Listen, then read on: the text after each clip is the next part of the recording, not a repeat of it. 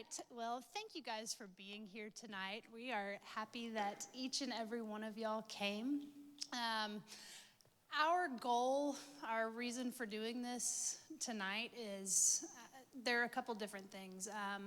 For me, I'm part of a group called the Cherokee Collective, and we hear a lot about what's going on in the county and the needs, and there is a huge need in Cherokee County for foster families. There's a huge need in Cherokee County for foster awareness.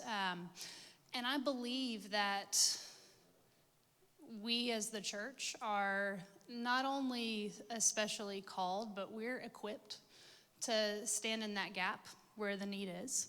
I think if you look around at all the things that Hillside does on a regular basis, you look at our children's ministry, you look at the preschool and academy, you look at the things that we get really excited about, Give a Kid a Chance, summer lunch. We care about kids. We care about their futures. We care about their dreams. And I think it's time for us to take that concern outside of our walls.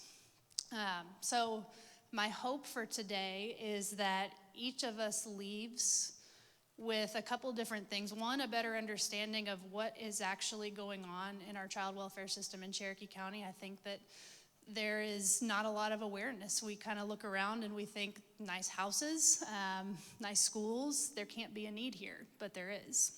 I mentioned this in the announcements. When we started planning this, Michelle told me that Cherokee County had the highest number of kids in care that it had seen in 9 years. And today it's the highest that it's ever been. So that tells you a little bit about the need, but also about the trend. And I think that we as a church are equipped to stand in that gap.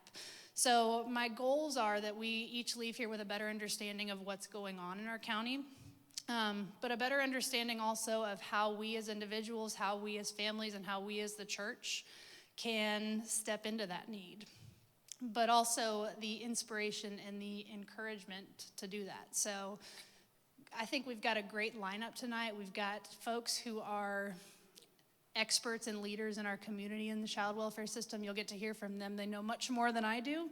But I would challenge and encourage each of you as you're listening and to think, what do I have? What are my gifts? What are my resources? What do I bring to the table? And how can I play a role?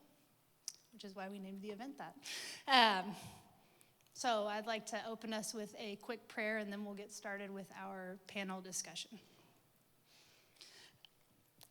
Father, thank you. Thank you for loving us. Thank you for a community that is concerned for the people who are vulnerable in it. Help us to remember how deeply you love each one of these children. Help us to remember that they're not broken, that they're not burdens, but they are masterpieces that are created in your image. Help us to understand how we can be a part of the solution. Help us to have eyes and ears to see and hear what you would have us hear, and the heart to do something about it.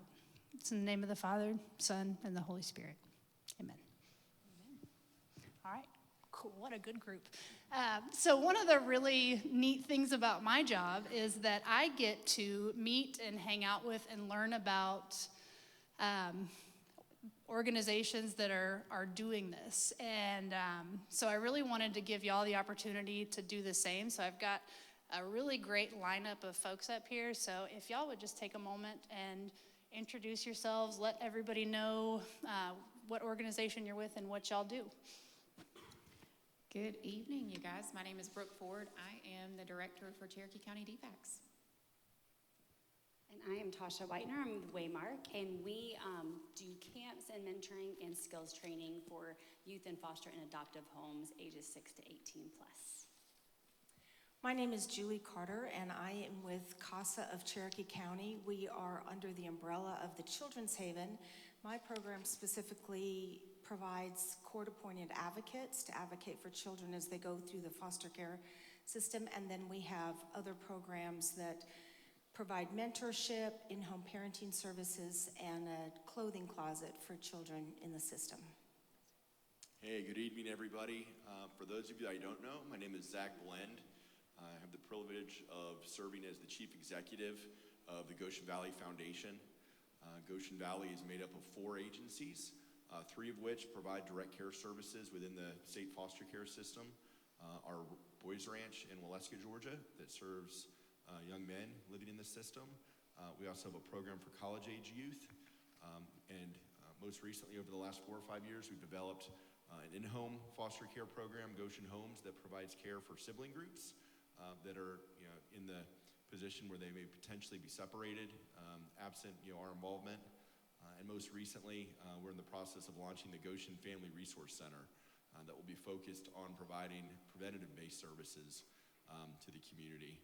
My wife Rachel and I attend here at Hillside with our 3 kiddos, and as we get started, I just want to thank Sarah for all the work she's done to get us here this evening to have this conversation. So thank you, Sarah.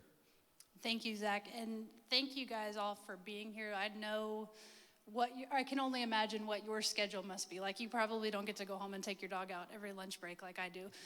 So I appreciate y'all taking the time, and I know I imagine what your life is like and all the work that you do, and I imagine it is kind of a need factory is what I would describe it as.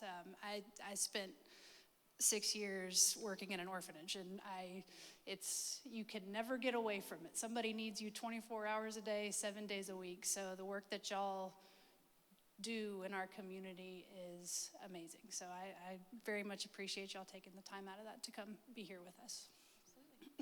So kind of, like I said, I sit in some of those Cherokee Collective meetings, and I'm just blown away by the need that exists here. So I'm hoping, Brooke, that you can maybe give us a little bit more insight into that, what it looks like in Cherokee County, how many kids are in care, and how that's changed in the last couple of years.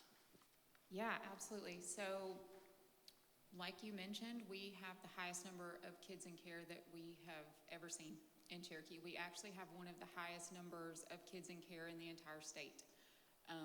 So right now at this moment, we have somewhere in the neighborhood, it changes, at any given moment, but we have around 470 kids in care right now. So that is a lot for a county our size. I attribute that to a lot of things, but as you guys know, how many of y'all live in Cherokee? Okay, so as you know, the population in Cherokee has absolutely exploded. We are the fastest growing county in the state. Metro has, slowly continued to kind of creep in to where we pretty much are not really where Metro meets the mountains anymore. We are Metro. And I think we all feel that. And so with our population growth, the way it has exploded, it has really impacted our child welfare system in Cherokee. And COVID definitely impacted us. We went through a period of time to where we weren't seeing a lot of referrals because kids weren't in school.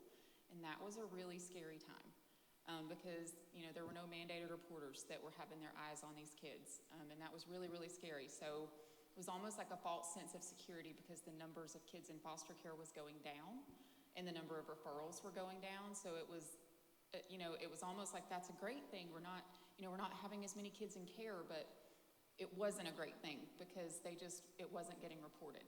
What we were seeing during that time was that the ones that were getting reported were the ones that were showing up at the hospital and the ones that were showing up because law enforcement was being called out to the home and the ones that we were getting because the kids were either near death or were dead. So this has been, the past few years have had a tremendous impact on the child welfare system, but specifically in Cherokee County. And I would venture to say with the population growth in Cherokee, it has been more so than many of the other counties in the state. I could talk all day about the things that are going on and how that's impacted, but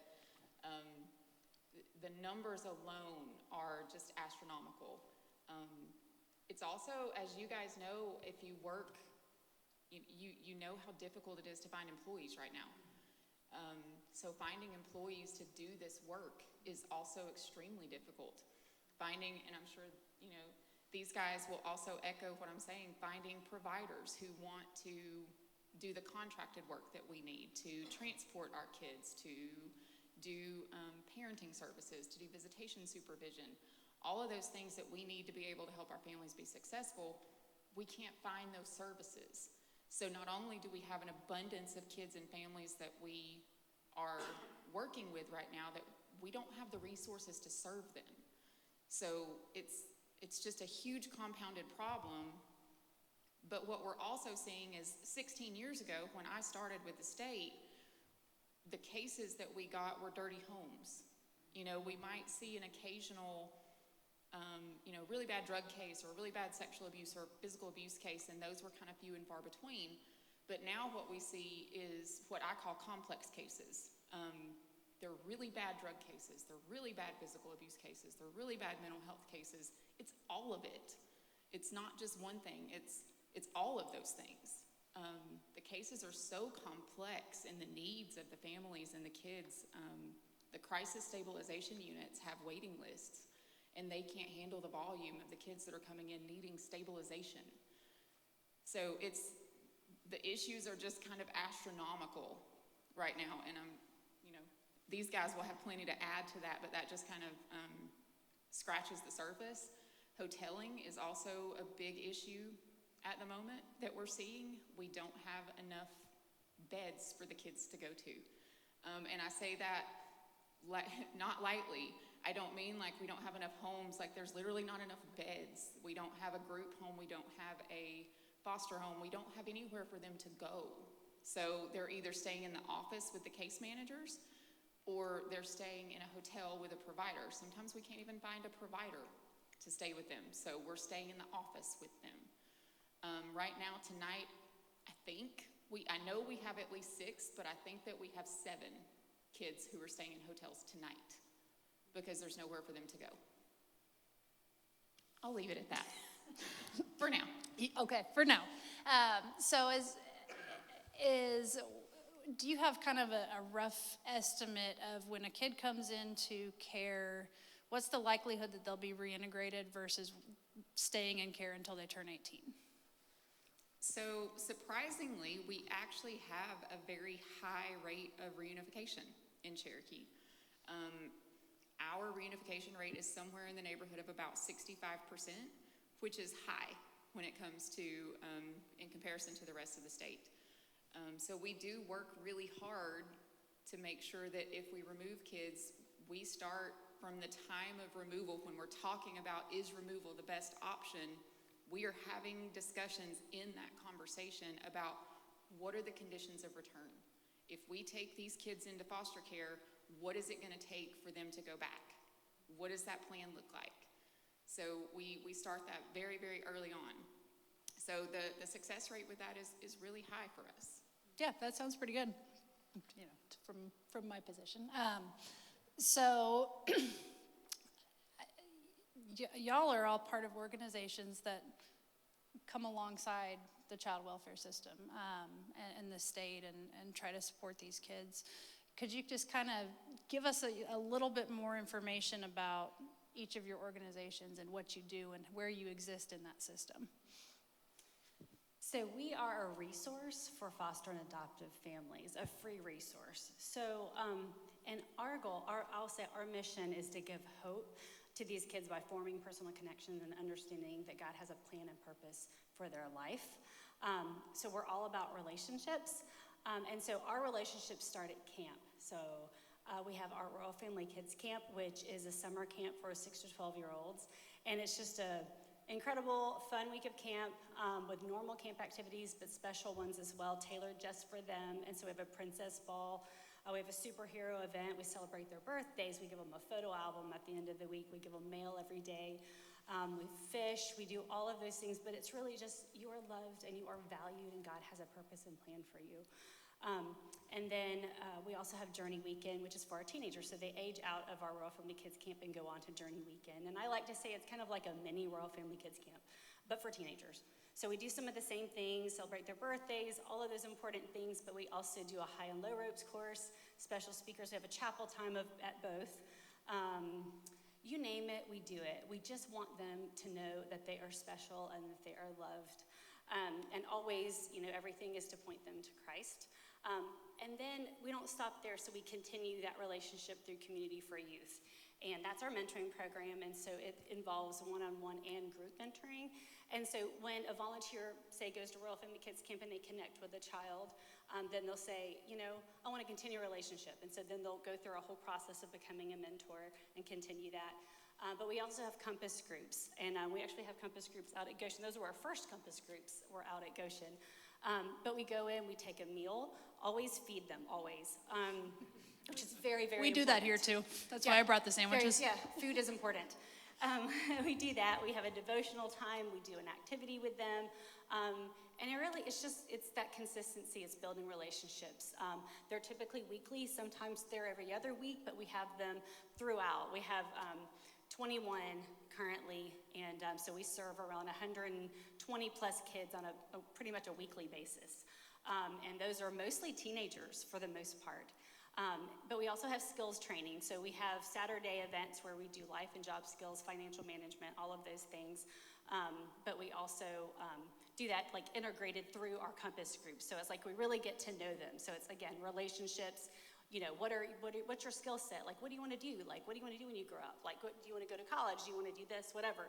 We find that out, and then we connect them the right resources. So it's all about really getting to know each individual child or teen, building that relationship, creating that sense of consistency, connecting them with somebody that will be that support, that guide, that advocate for them, because it's just easy to get lost in the system sometimes.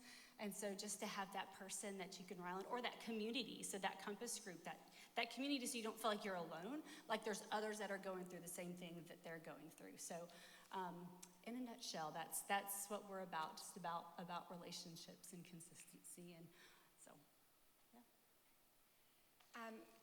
CASA stands for Court Appointed Advocate, Special Advocate. All of our volunteers go through an extensive 30-hour training plus 10 hours of courtroom observation, and they are charged with doing an independent investigation on the case. So we work very closely with DFACS, with all of the attorneys, any providers, therapists, where the children are placed, whether that be a group home or a foster home.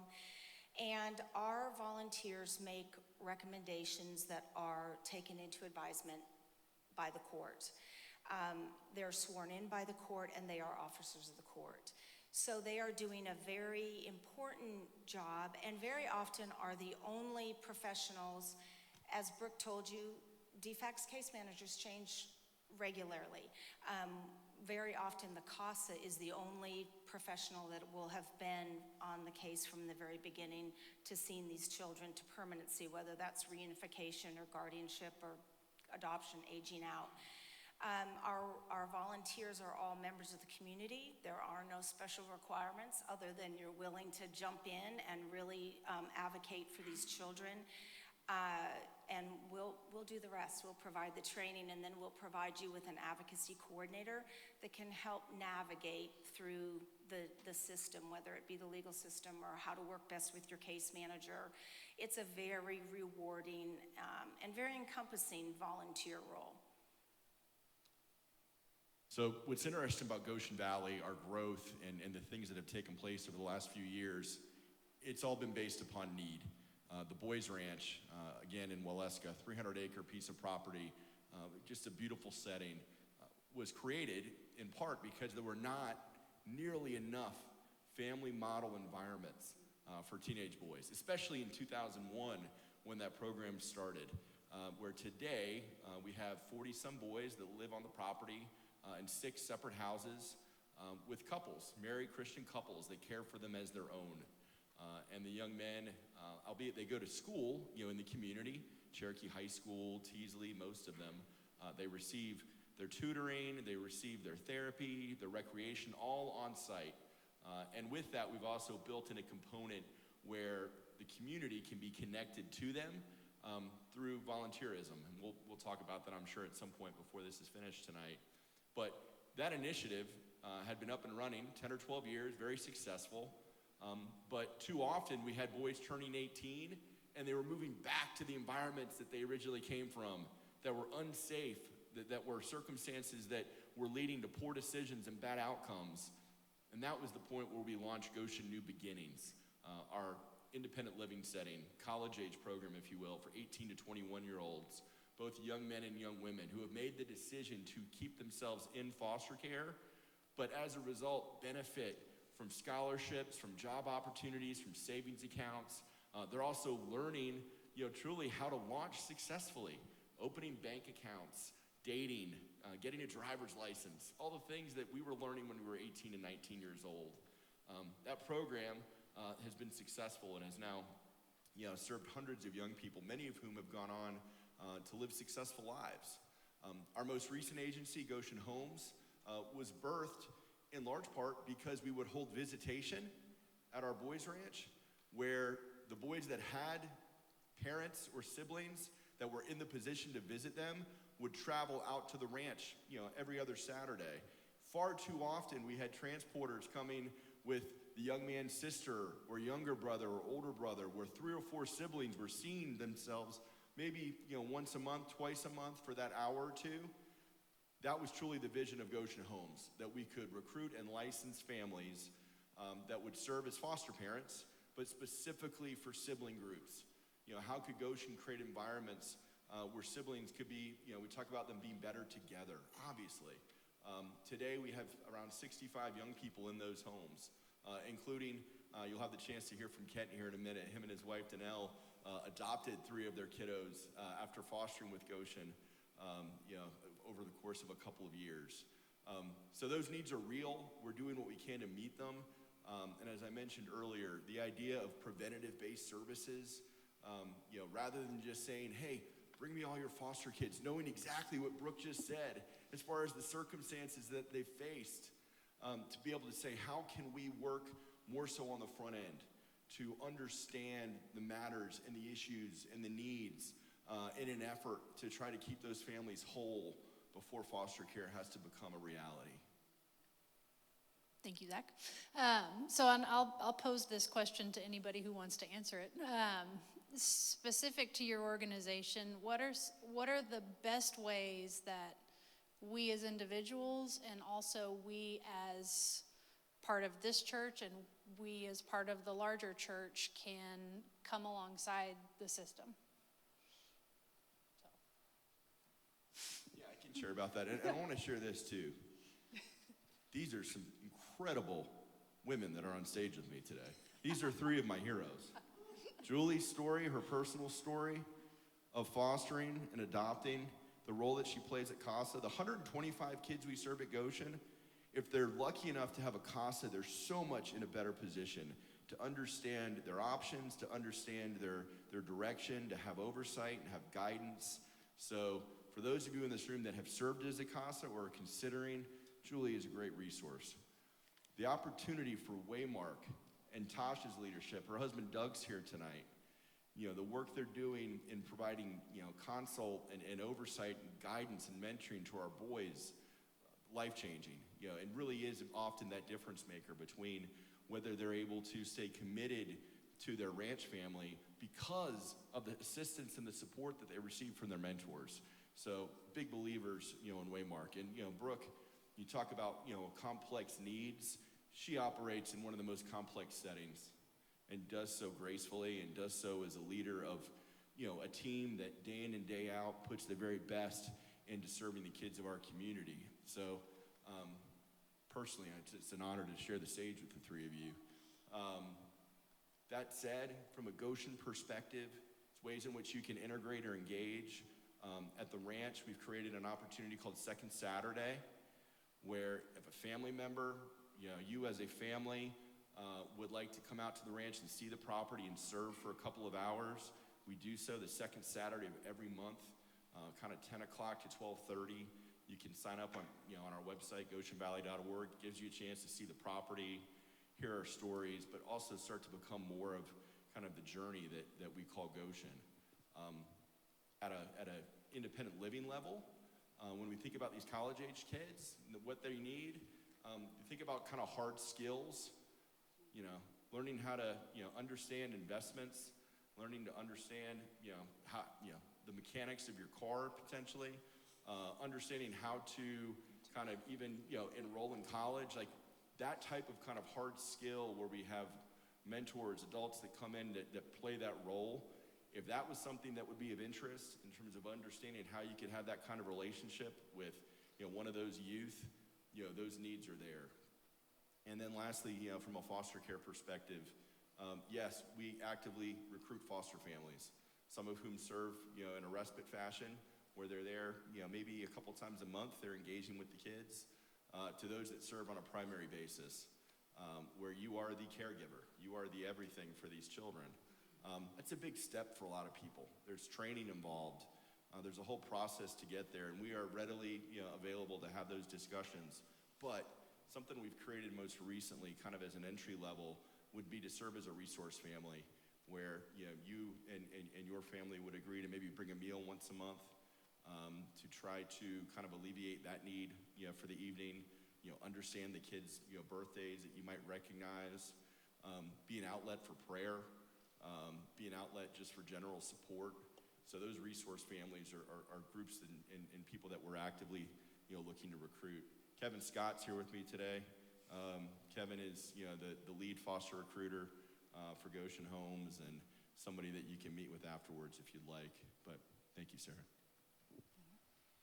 In addition to the CASA program, we also have a couple of other volunteer engagement opportunities. We have a new program called Chin Up, and the children that are involved in Chin Up are referred to us also by the court system. It's CHINS is a court program that stands for Children in Need of Services, primarily middle school and high school kids. And the goal of this program is to provide them with a one-on-one mentor to try and keep them out of the Department of Juvenile Justice. These kids are skirting with criminal issues, and we're trying to integrate some adult relationships with them to keep them out of that trouble. A lot of the kids have truancy issues, so a lot of those referrals come from the school system. We also have a very large clothing closet in our basement that is completely donation-based, and we're always looking for individuals that can come help manage that. Our office manager, Daphne Mullen, does an amazing job, but we get huge amounts of donations every day, and that closet is available for parents once their children go home, foster parents from any agency, anyone in the county or surrounding counties, that you can come and literally get anything you need from there. We do everything from school supplies to diapers and wipes to clothing, coats, books, birthday presents, and that's another way that you could engage with the Children's Haven. Yeah, and I want to say, I'm sure we would all agree that we appreciate what you said. Thank you, Zach, for your kind words. And we are grateful for your leadership and all that Goshen does in the community and for these boys and girls. And just, it's a joy and it's an honor to partner with you guys. So as far as opportunities, I don't know where to begin, but so volunteers are the lifeblood of our organization. If it wasn't for our volunteers, then we couldn't even begin to do what we do. So we have over 350 that we work with in the course of a year. We have so many different levels. So I would say, just depends on your availability. And so on our table, I've got a list of things, of ways you can be involved by level. So let's just say, level 1 is, writing cards, letters. We send birthday cards to our kids every month. And we also give mail at, camps and things like that. So meals for our Compass groups. So we have lots and lots of meals that we're serving in the course of a week. You name it. So as far as like the second level, if you want to go out to camp, so we have our week-long camp, we have our weekend camp. There's lots of ways to serve at our camps. And then the last level would be mentoring. And so if you have more time to give, you could become a one-on-one mentor or be a Compass group mentor. And so just a tremendous number of ways to get involved. I also have a list of those by program as well, and it's just kind of broken down. And so, again, I would just say it just depends on your time availability, but there's just lots of different ways. And I would say you give. I'm sure we would all say, we all we don't charge for what we do. And so scholarships are always wonderful. And so there's that, and there's prayer. And again, I'm sure we would all agree that prayer is just really critical to what we do. And so we would covet your prayers for wisdom and guidance and protection for these kids. And so. Well, I would echo everything that they've said. Being that we are a state agency, we're a little limited on what we can do with volunteers. So we typically will refer to these guys for a lot of the things that they're talking about as far as like the mentoring and volunteer opportunities and things like that. As far as if you're interested in fostering or even becoming a respite home just to do short-term placements, I do have some of my fantastic team members with me here tonight. I have Sylvia Freeman, who's our recruiting supervisor, and I have Tara Broadhead, who is one of our fabulous crew team members for a short amount of time until the 15th of May, when I bring her back over to foster care as a supervisor. Yay! So, but they are here tonight and can talk to you about some of those opportunities. But what I will say is we, on our side of things, I tend to advocate for volunteers to love on my staff because they don't get that nearly enough. And their jobs are really, really hard. And as you can imagine, they spend a lot of their day getting yelled at and cussed at and spit at and things thrown at them. And I could go on and on and on and tell you stories of things that happened today or yesterday. I had an administrator who was telling me a story today about riding in an ambulance with a young girl yesterday who was in crisis, and some of the things that happened in that ambulance ride and while she was with her at the hospital. So they have a very difficult job. So we have had, and I mean, Goshen is wonderful about doing stuff. They'll come, and I think we're scheduled for them to come and do like a barbecue, a cookout for staff at some point next month, I think, Sylvia, right? Yeah, I think it's for foster parents, but they will come out and do random things for us like that from time to time. We recently had someone come and lead like a paint class for staff one night, and they really enjoyed that. And they brought some handwritten cards and something. They got like soap donated. It was like little, handmade soap from one of the local retailers in downtown Woodstock, and it was just something small. It was just like a token of appreciation for them.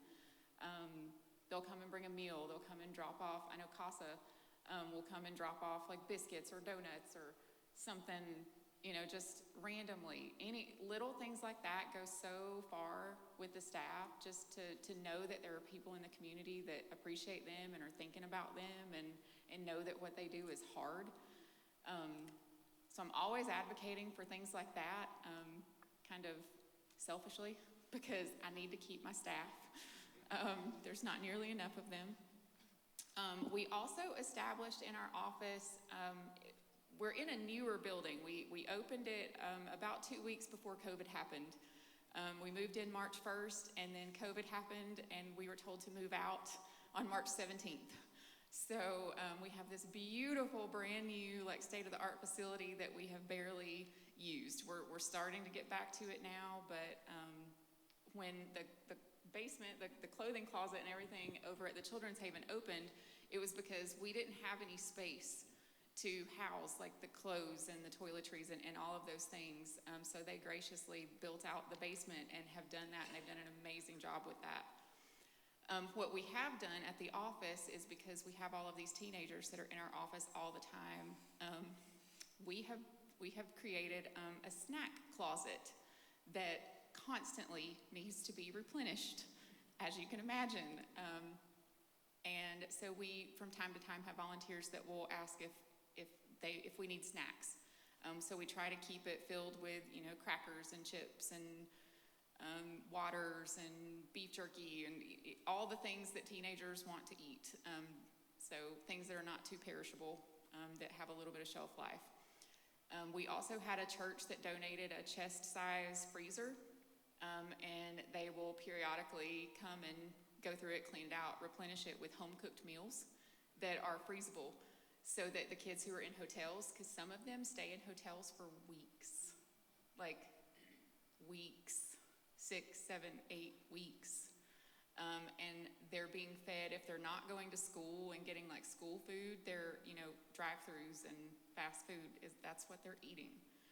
So I had spoken to a group and I said, that broke my heart, like I want them to be able to have something home cooked.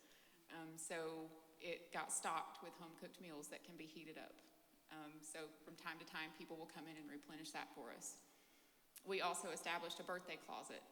So in that closet, there's like just random gifts, toys, whatever, so that if a kid does really great, gets a good grade on a report card, if there's a birthday, whatever the case may be, or if we just have a kid in the office that's having a tough day, we can go into the birthday closet and let them pick something out. So we have that. We are working on building out, we have in the new office, which we didn't have before, it's a children's restroom. I know, crazy concept, right? Kids' restroom with a shower. Yay! We didn't have that before, but we have a shower. And we have a laundry facility, so we have like a washer and dryer. So we had somebody recently donate towels and laundry detergent and stuff like that, but we need some shelving built out for us so that we have somewhere to store that. So all those things to say, there's always like volunteer opportunities like that, but if you want to actually be involved with like the kids and the families, these are your guys and my ladies back there. My next question, and I'm sorry if I throw y'all off a little bit, but I love to hear like impact stories. Is there any stories that any of y'all have, like a kid that may not have made it otherwise, but somebody stepped in and that made all the difference, and maybe that's the impact on the person that stepped in or the kid? Did anything come to mind? So I'll share a story. I like to tell Mary Kate's story. We have lots of stories we can tell, but I like to tell hers because it's just such a great example of what we're wanting to do.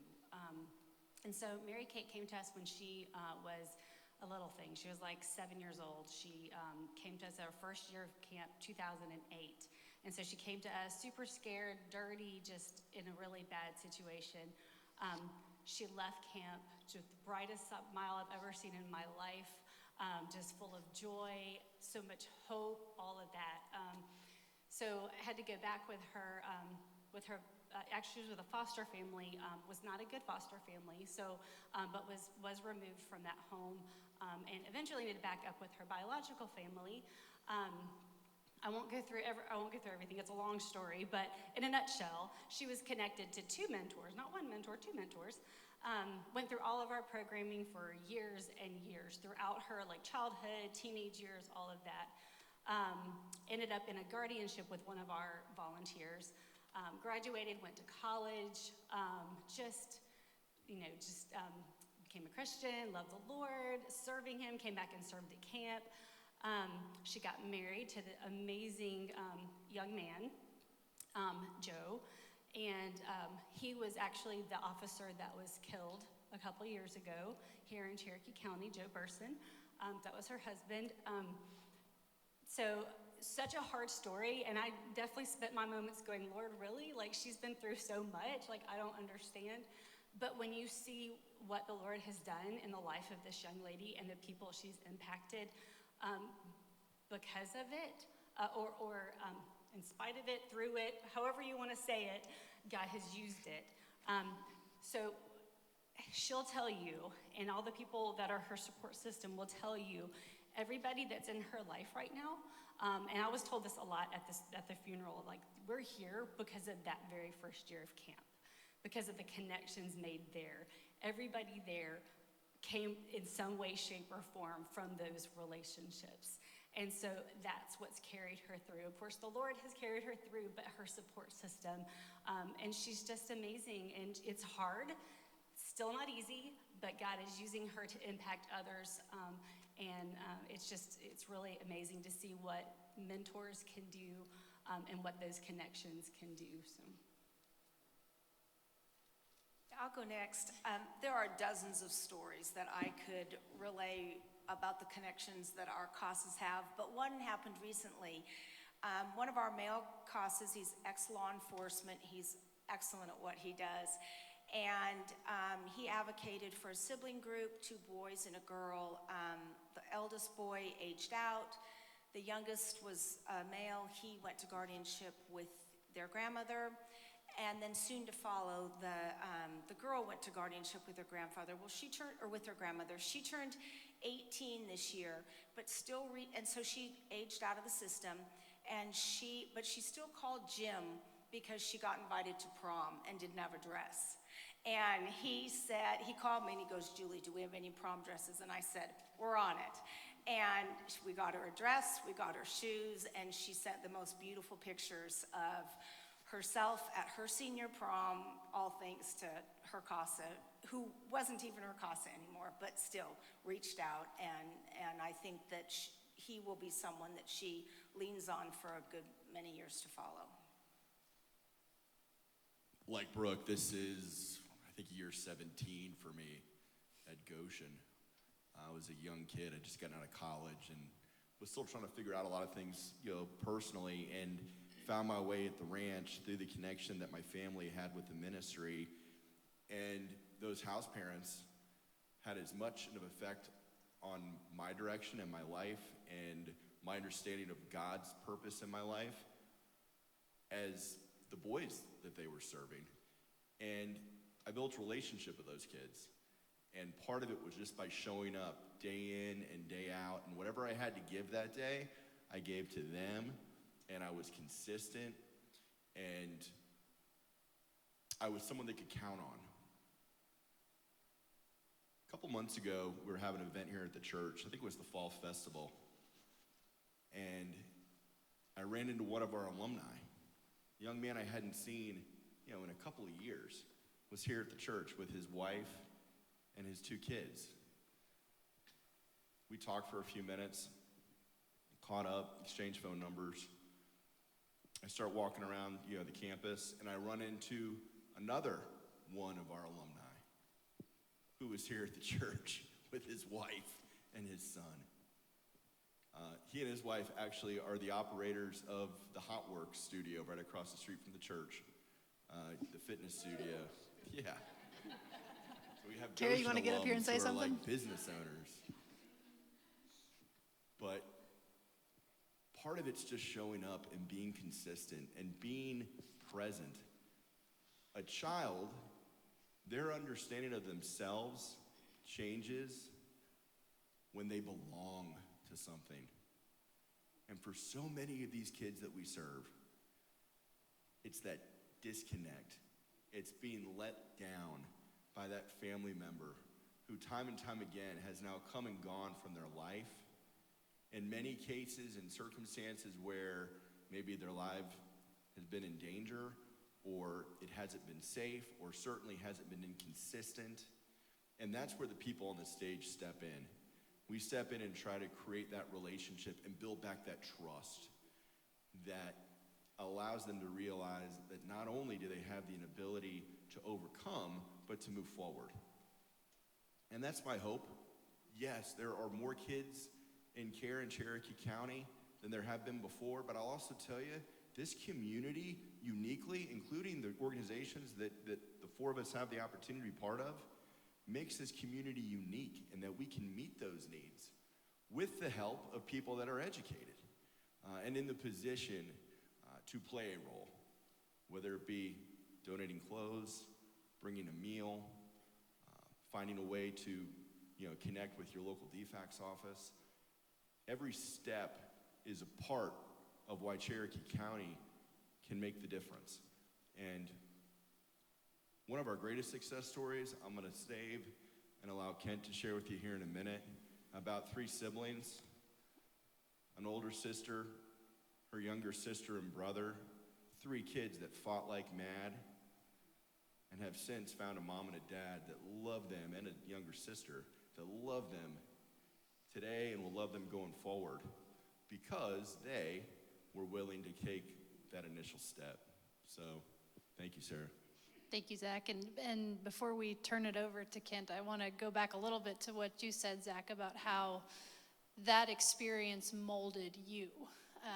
And I think, at least from my experience, and I'm assuming there are some things that are just universal about kids in care, doesn't matter what country you're in, it changed me, and it made me who I am. And so that's another part of it is we're called to step into it, and it makes us better. It makes us more loving. It makes us more understanding. It makes us better, and it makes us happier. So with that being said, does anybody have any closing thoughts before I turn this over to Mr. Kent? We'll do a Q&A session in a little bit, but all right. Kent, would you take my spot? Okay.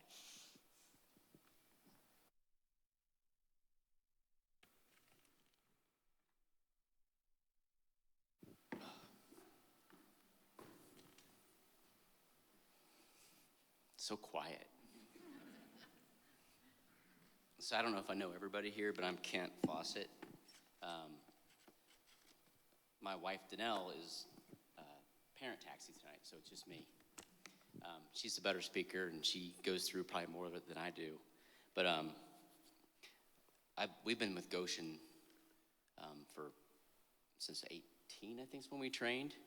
But I wanted to really quickly share this quote that Sarah put out, which I think is really cool. I don't know if you guys saw this on Facebook, but I am only one, but I am still one. I cannot do everything, but still I can do something. And because I cannot do everything, I will not refuse to do something that I can do. Edward Everett Hale. I thought that was really cool. Just doing little things like that there's so many things. There's so much support right here that we went through in our fostering over the last couple of years that we can never repay these guys. Waymark, I mean, the little things. As foster parents, you think you're going to be overwhelmed and not have support. There's so much support out there that I was telling, I forget who I was telling earlier tonight, that we were like, there's someone in our house every night helping us. Can we stop having these people in our house? But it's great. You look back on it because there's so many questions you don't really think you have until you have them. And there's always someone there to answer it, which is really cool with Goshen, DFACS, the CASA workers. I mean, the Waymark events we went to that I didn't realize there were Waymark. There's so many things, there's so many events that you can be involved in. But I wrote some things down because if I didn't, I would forget. My wife and I, Danelle Fawcett, and I have 3 biological children, 29, Jordan, 26, Landon, and Josephine's 11 currently. The hardest thing about fostering was actually signing up and taking the first step. Because we contemplated, we kept procrastinating, and finally, once we did it, luckily we ran into the Blends who run the program. And it made it easier because we knew kind of where to start. We felt comfortable. And going through the training we looked at each other, my wife and I looked at each other and said, every parent should do this training. Foster parents or not. Seriously, we learned so much about parenting that we had no idea. It's like, man, I wish I knew about time ins. I don't know if you guys know what a time in is, but you need to foster and figure it out. It's really cool. It's better than timeouts. We use time ins more than anything. The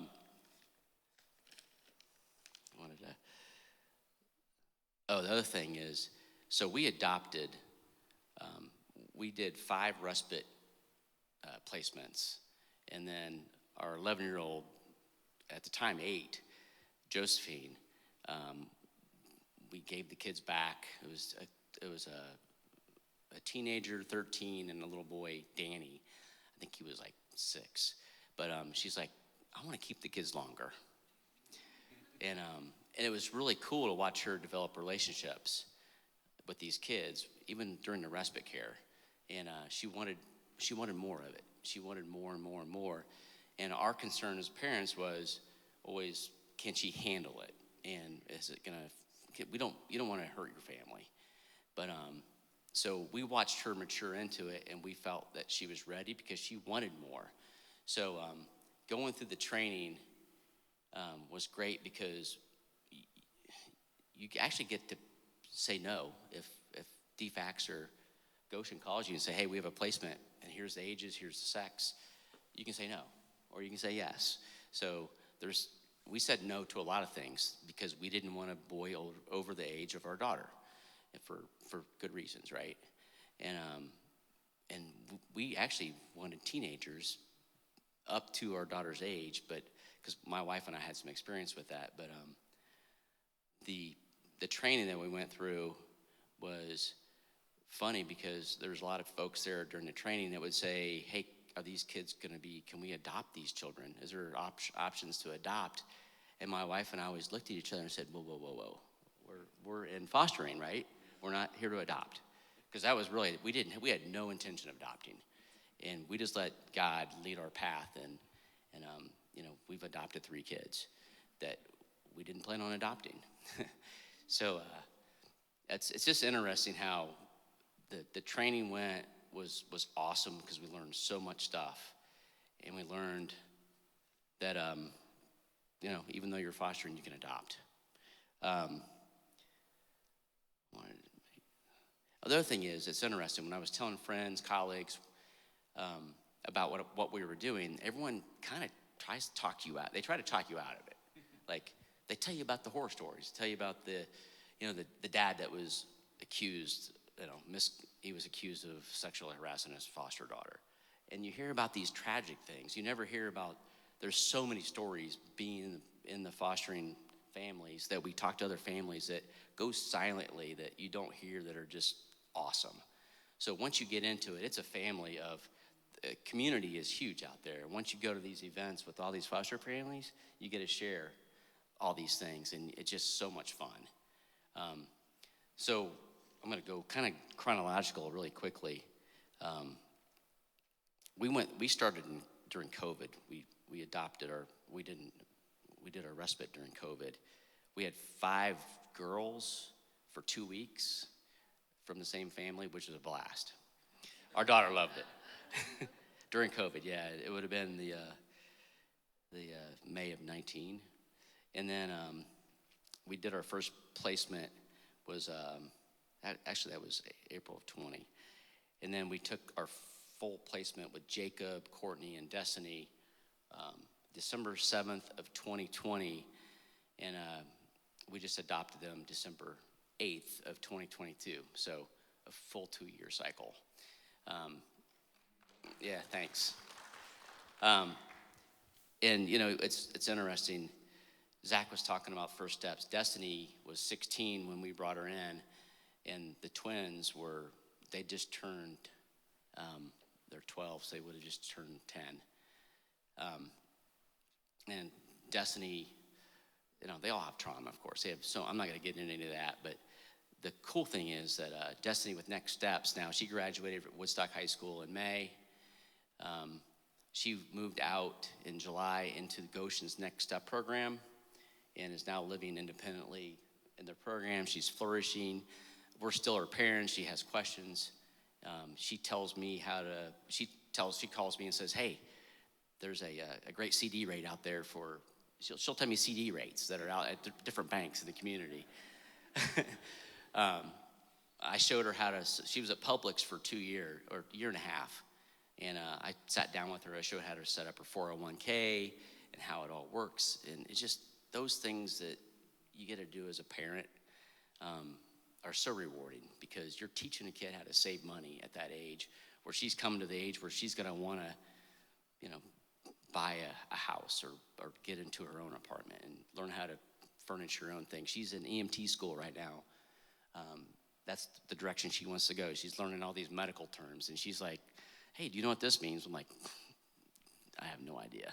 Latin and Greek derivatives, I know some of it, but I don't know a lot of the stuff that she's learning. But it's really cool to watch her flourish. Jacob and Courtney.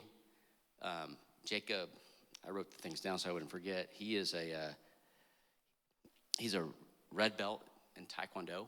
He wants to be a black belt hopefully this year. He never played a sport that was a team sport. I don't think he ever played any sports. He played basketball at Sixes. That was his first team sport, and he hated it because he had to run so much. but we made him finish the season. He played baseball last fall for the first time, and he's a big kid and strong. And we went out to play, and he could barely throw the ball out of his shadow. Literally, I'm like, Jacob, you can throw that ball further than that. Like, didn't you ever throw rocks like in the pond and stuff?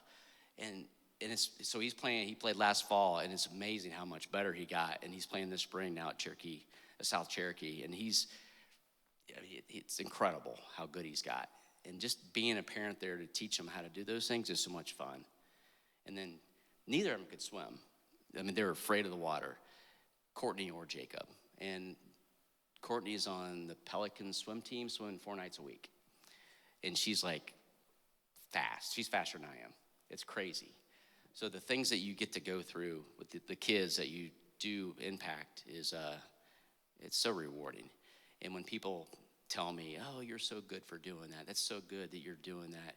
And the testimony that it allows you to share with somebody is probably the best thing about it all. Is I say the glory goes to God, and that's why we do what we do. And that's the good stuff. When you can share, when you can share your love with others. And I wrote down this: loving like Jesus looks a little bit differently when you can't leave and go home at the end of the day.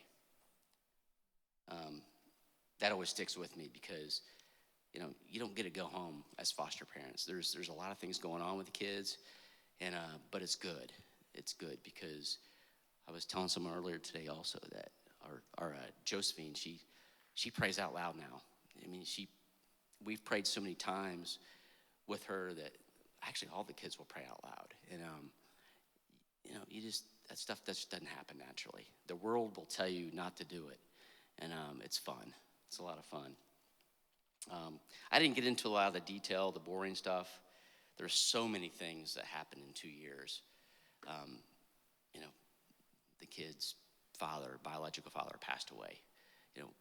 We had to go through that. Just the missed visits.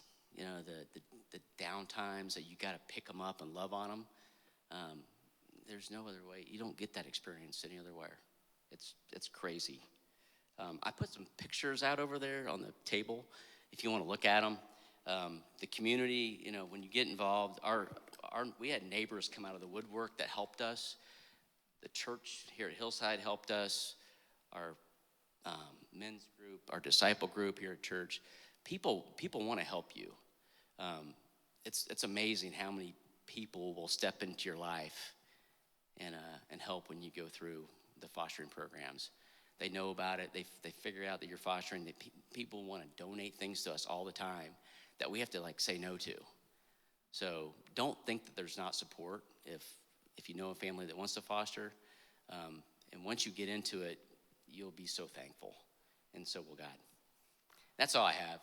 Ask me questions. There's a ton of other things I left out that I wrote down, but I think that's what I shared was probably the most important. So, and I'm not selling it. I'm just sharing. This is what I, from my heart, that it's a joy. Thanks.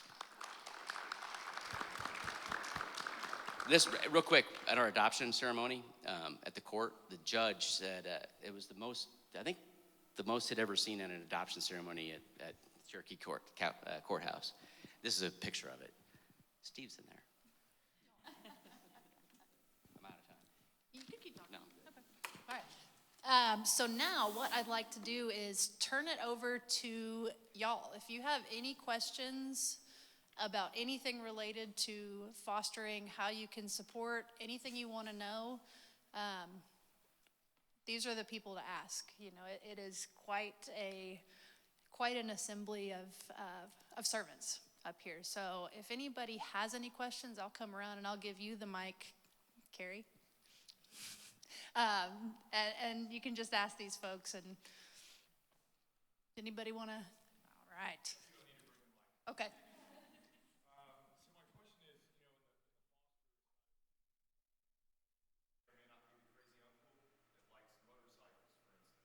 Are there any limitations to what types of activities you can engage them with, and do with them? I know we all know motorcycles are not safe.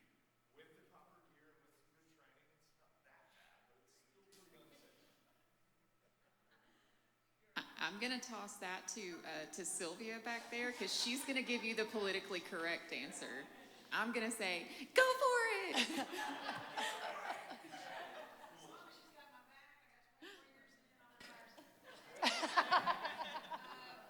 We have a safety agreement that you have to sign to become a foster parent. And so those things are covered in there with ATVs and all the things, helmets and proper equipment, training, ages matter. So we don't want our 4-year-olds typically out on those vehicles. It could even involve permission from a parent, depending on how involved they are in the case and where that child is alive. What I heard was it's not a no. I heard I gotta sign a waiver and we are racing. Helmets. Hey, have you ever heard ask for forgiveness, not permission? No. We had a wave runner that we were concerned with, and the kids, yeah, life jackets, they had a great time. They loved it, so. We want things to be as normal as possible. We really do. Sometimes there's a few extra hoops we have to jump through, but at the end of the day, we want these kids to feel like they're living a normal life. And if that means having a crazy uncle, I'm all for it. I think earlier you mentioned how many kids we have in foster care in Cherokee. I missed the number. What is it? It's right around 470. Thank you. When and where is summer camp? Okay, so camp is June 4th through 5th through the 9th. We go out on the 4th. It's in Rutledge. So yeah, for 6 to 12-year-olds, yeah. It actually is full at this point, but I still encourage families to go ahead and fill out registrations just in case, something happens. So, yeah. Oh yeah, we still need the people. Yes, we still need volunteers. Yeah. So we need 20 men, 20 women, and I don't know where we're at right now. Where are we at? Yeah, I'm sorry. I was thinking of it from the perspective of a foster or parent. So thank you for that. Yes. So yeah, we still need have opportunities for big campers and for staff. So like Doug was saying, we need 20 and 20 because we take 80 kids. We currently, I think we still need probably, I'm going to say ish 10 and 10. Men and women, but also, staff and things like that. So there's still a lot of opportunities. If you can't take the whole week, then there's opportunities kind of, throughout the week for things. There's training on May 8th. Yeah. You can't make that. There's one on the 30th and 31st. Yeah. So we'll just put you out of camp. Yeah. Give you training, background checks, and all that stuff. Yep. What he said. They'll make room for you. That's right. And let me take this opportunity just to say, I try to be careful when we talk about, volunteering. It's not like, oh, we need you like begging or anything like that. It's like, no, it's like, it's a privilege. Like it really is. Like it's join us in what God is doing, because he's doing some pretty incredible things. And it's like, it really, honestly, it's a privilege. So it's just kind of an invitation. If God calls you to do it, then step into that and do it. And it's a calling, but it truly is a joy and a privilege to serve these kids because they're absolutely incredible. So.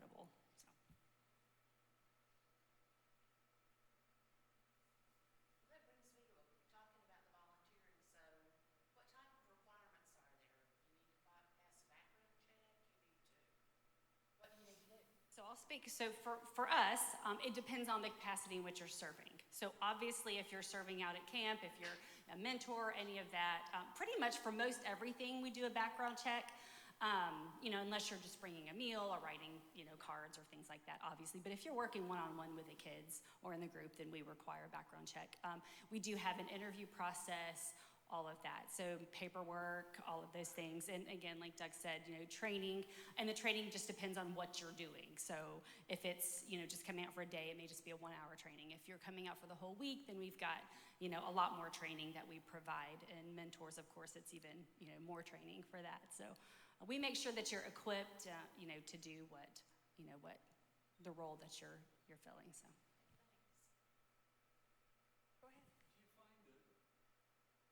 What portion of the kids that you have to support, do you find you have situations where maybe parents or family in prison? His question is, what percentage of the kids that we come in contact with have parents who are in prison?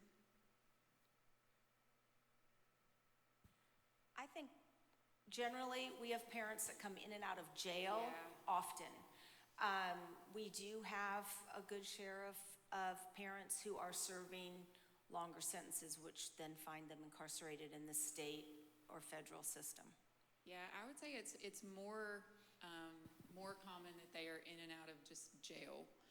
A lot of times we get involved initially because the parents go to jail, because law enforcement is on scene and both parents are getting arrested, and that's what's considered a situation of there being no legal custodian. So then there's no one that's legally available to care for the kid or kids.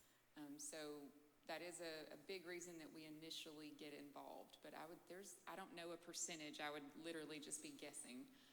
But it is a large number that we see that are frequent flyers.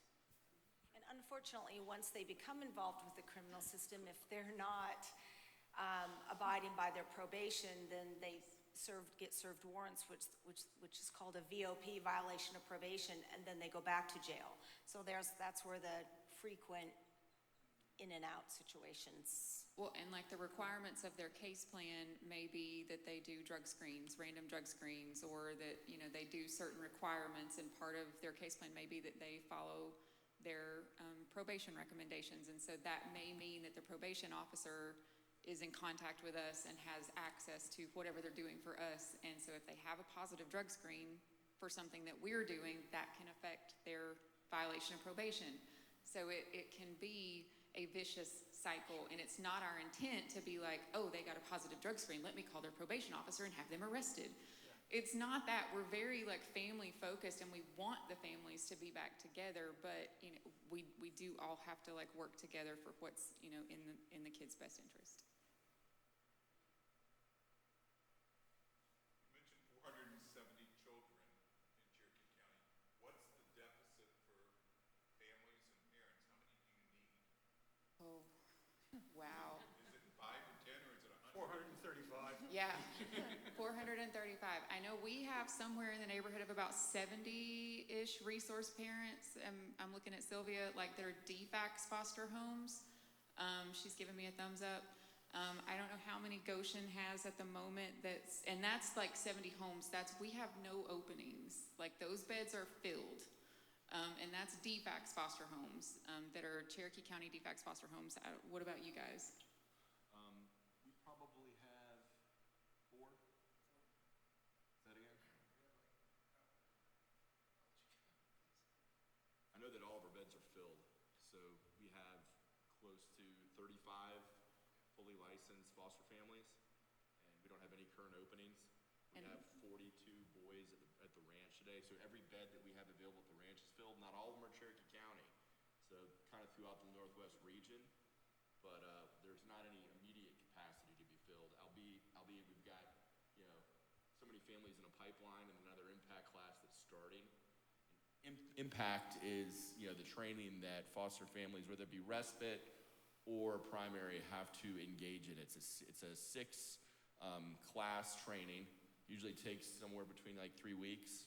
We offer those quarterly. And the hope is that we can have, in Goshen's case, let's say 10 families graduate from that impact class. And that of those 10, 8 might then fully become licensed. So the challenge is you're often, if you have a foster family, in the Fawcett's case, once they adopted, they no longer fostered. So we have a family that has to now replace the faucets in terms of the capacity to serve more. Although our kids want us to foster again. Correct. And Of course they do. That would be awesome. We told them we'd wait till summer. And just so you're trying to add up the numbers, if we have 70 homes, so know that children from Cherokee County are placed all over the state of Georgia, which then removes them from the only community that they know. You know, they're not going to their same school. They're not riding by the same movie theater they're used to going to. And it also makes it very hard for us, for the family to visit, and for like the CASAs. You know, we have CASAs that go to Brunswick to visit kids. So it just removes them when we can't keep them here. It removes them from, not only have they been removed from the family and the trauma that ensues, they've literally been removed from anything that's familiar to them when they are placed out of county. And we have a lot of kids placed out of county. Yeah, we do, and unfortunately, it also comes down to a timing issue a lot of times, because you may have like 5 openings across the state, and you have 15 counties that are all calling those 5 openings, trying to get them to accept their kid. And so it just depends, and it also is that if you're one of those placement providers, and this is just me being completely frank with you guys, they're going to take a look at those kids that all of those counties are presenting to them. They're going to get the same amount of funding for each of those kids. So they're going to look at them and see which one of them is the least risk, the least amount of behaviors, and I'm just being honest. They're going to take the kid of least resistance. And that's what we're running into. So the kids that we are seeing that we're hoteling are the ones who have the highest level of needs. The ones that are, in crisis, that have the highest level of trauma, that are, dealing with DJJ, the highest level of needs are the ones that are in hotels. The ones that least need to be in hotels are the ones who are in hotels. So is there any supervision for the ones that you put into the hotels? Are they on their own? He's asking if there's supervision for the ones who are in hotels. Yes, we have providers that are contracted through state agencies, like Goshen has they don't do hoteling, but they have Goshen Therapeutic Services. So like Goshen Therapeutic Services, there are contracted agencies throughout the state who provide contracted services, and hoteling supervision is one of those contracted services. So typically, we actually will put 2 behavior aides with 1 child in a hotel, depending on the level of need, because a lot of them have runaway behaviors. They have, homicidal, suicidal behaviors. We've had kids bring weapons to hotels. They have substance abuse issues. They have aggression issues. They have perpetrating behavior. So all of these things, to where we don't even feel safe or comfortable having just 1 provider with that youth, so we put 2 of them with them. And I'm not trying to scare you guys. Like, we want you to, we want you to take these kids, right? I'm just being honest. Another timing question is, if someone were to decide tonight that they're interested in pursuing this, what is the time frame of education? And then you mentioned licensing. So what is the upfront investment? I know in Goshen's case, and it's a variety, kind of dependent on agency and circumstance, but currently, the process itself, you would show interest. There'd be an orientation that would take place. We would then sign you up to participate in the next impact. That impact then takes 3 to 4 weeks. While you're in impact, you've started what's called a home study, which kind of evaluates both past experience, current circumstance, employment, housing, all the different determining factors of how you or you and your spouse are going to foster. You have to finish your classes. You have to complete the home study. That then gets sent to the state. The state then has time to review that, ask questions, give feedback on aspects of the study related to general safety or other things they might have questions around. The hope would be that if you, the parent, are on top of your paperwork and we, the agency, are doing what we can to move the process along, I would like to think that it would take 3 to 4 months to have you fully licensed. Yeah, I'm looking at Sylvia, she's shaking her head, that's about typical. Yeah, there are time constraints on those home studies, so it's a 45-day kind of thing, and so we try to meet those time constraints. There was a time when Cherokee County could not meet those time constraints. We're in a much better place right now because we need homes, that we can, and so, yeah, typically we're at that 4-month mark, but a lot of it does fall on the person filling out the paperwork, so, Zach knows that, we all know that it takes you some time to do the paperwork, but if you are on top of that, then we can usually have that done in that 4-month mark. And let me just say this, like Sylvia and her team and Zach and his team, I don't want you guys to feel like they are like competitors. They're not. They work together very well in partnership along with other agencies throughout the county, because they actually want to work together to figure out who's the best fit for you as a family, for them to best be able to serve you. So I know that is a misconception sometimes, that like we're somehow competitors with one another, that agencies are competing, and it's not. They really do work really well together. At the end of the day, there are plenty of children here in Cherokee County to serve. Plenty to go So around. we need all of your help. And if I could just switch hats for a minute, just to put a different perspective on it. My husband and I were foster parents for 14 years, and it's a life-changing experience. Yeah, share Oh. a little bit. Well, when you were saying about foster parents, so some friends of ours were a foster family in Missouri where we used to live, and I kept telling my husband, I think we should do that. We have 5 biological children, and I kept telling him for years, I think we should do this. We love kids, we can give back, and he kept telling me all of the reasons that we were never going to do that. And then one of our kids mentioned it to him, and he said, fine, we will foster, but we are never adopting any children, and that was 8 adoptions ago.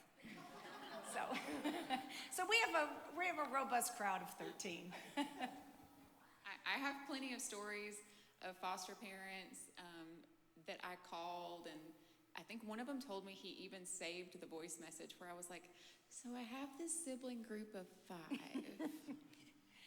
And he later called me back, told me how crazy I was, et cetera, et cetera. Yeah, they all got adopted by that family. I mean, you know, everybody has a story. Yeah. It's that other call, and Sylvia and I worked together. She was in a different arena at DFACS when I was a foster parent.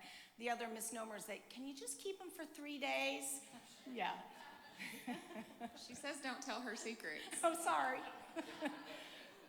Yeah, we're really good about that. Like, Yeah. Can you just keep them for a night? Like, can you just get us through the weekend so they don't have to stay in a hotel? But I think that long and short of it is that we can all foster. It's just whether you make the choice to do so or not. Anyone and everyone can foster. It's super rewarding. I do have another question to what you just said. What if you say, can you help us through the weekend, and that's what the foster people can help you with? And they say, That's wonderful. We'll take the weekend. And we might say, well, would you do one more night? And if you say no, we'll come get them. We really will, and we do. I mean, we joke about it. What a visiting resource is too.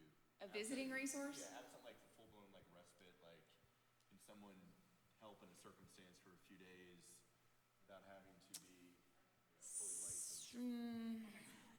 Prudent parenting. Yeah, prudent parenting. That's what you're talking about. You want to talk about that? RPPS? Yeah. So reasonable and prudent parenting is kind of what I guess he's alluding to. I'm not You should just come up here with me. I'm sorry, I've been around for 24 years, so that's my problem. But RPPS allows people to be vetted. So let's say we approved her as a foster parent.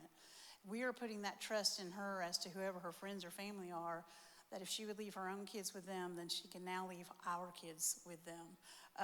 And that can be up for 3 nights, and then we can reassess that situation for more nights as needed. So family members and people like that can now come alongside and work with our families to be helpful without being totally vetted by the agency itself. And I think Zach and them have something very similar as well, because that's kind of a state policy in general. And it came along a couple years ago, and before that, our kids did not have normalcy. Our foster parents did not have easy ways of using their family and their friends.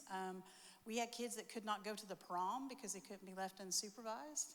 I had guardian ad litems follow some kids to the prom one time just so the girl could go to the prom. It was a beautiful thing. But yeah, so things have come a long ways over the years, and they're still ever changing.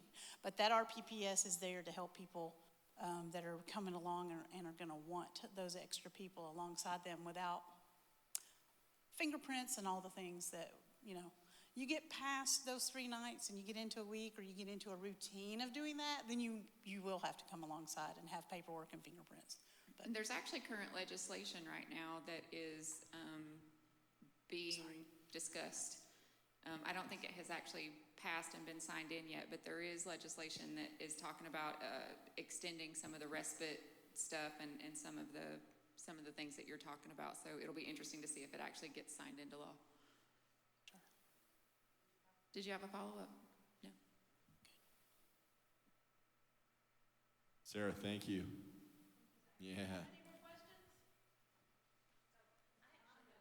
Yeah, go ahead. Talked a lot about like the kids that are young kids up through, teenagers and things. What about the babies? Yeah, we definitely have babies. We get babies all the time, especially usually the babies, like the fresh newborn babies, are the ones that we're getting them because they or the mom test positive at the hospital.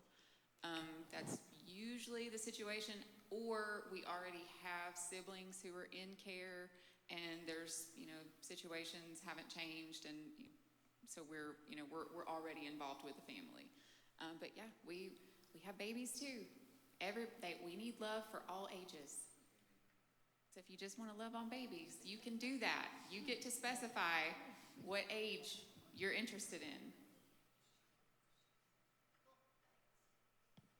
Absolutely. Okay, well, if we don't have any more questions, I want to thank first all of y'all for being here. Thank you so much for coming out. Yes.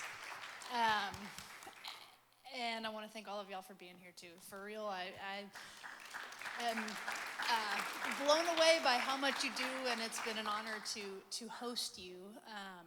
So going forward, I hope that maybe while we were listening, something in your head said, I could do that. I could be that. I could be that for somebody.